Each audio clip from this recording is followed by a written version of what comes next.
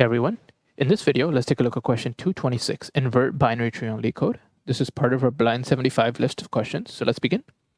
In this question, we are given the root of a binary tree, and you want to invert the tree and then return the root in the very end. What does this kind of look like? Well, if you take a look at the root doesn't change, but the children do change, right?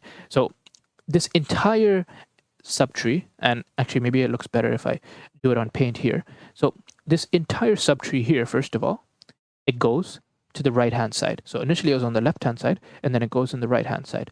Not only that, but the 1 and 3, the children of the 2, also get inverted. So they become the 3 and 1. Similarly over here, the 7, which was initially part of the right-hand side, now goes to the left-hand side. And not only that, the 6 and 9, which were the children of 7, now become 9 and 6. And you can actually think of this in terms of like a simple scenario here. If we had something like this, 2 and then left is 1 and then right is 3, then the 2 remains the same. The root always remains the same, but the children get swapped. It becomes 3 and then it becomes 1. So how might we go about doing this, right? Like, what is something that we might want to do? Well, with any type of like tree problems, we like to handle them in a recursive case, right? Because recursion is often the most simplest, the most intuitive case. So maybe we can just start off with that. And one thing I think I know right off the bat is tree can be like none, right? So if tree is none, then we can just return none. So maybe let me just handle that case right away. If tree is none, then I would just return none. Otherwise, I like to have my helper function. And here it looks like we just need to pass in the root. We don't really need anything else. So we pass in the root. And now again, we can handle a case where if a root is empty, then we can just return empty, right? We don't need to process it. But now what? Well, in these types of recursive problems, right, the thing we want to do is we want to take a leap of faith. So there's often a kind of a structure to these binary tree problems. We want to go ahead and recurse on the left-hand side, the left child, and we want to recurse on the right child.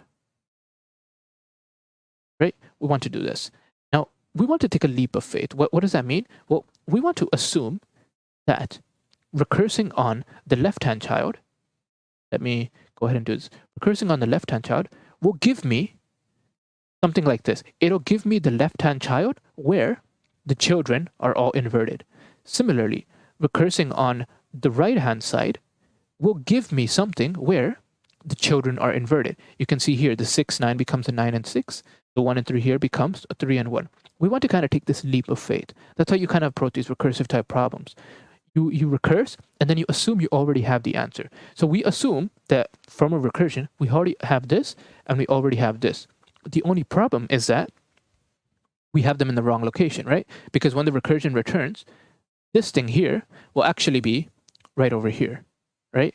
And then this will be right over here. It's the correct answer downstream, but upstream it is not. So what we need to do is we actually need to swap them. So what we can do is I can do root.left is equal to right. And the root.right is equal to left.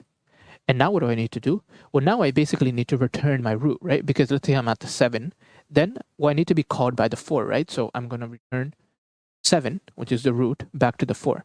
Now, let's go ahead and run this code to see if it works. And we can go ahead and submit it. And we arrive at the answer.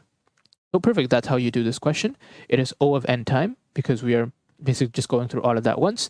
And then really, space is constant, but you have recursive space, so you can maybe take that as you will.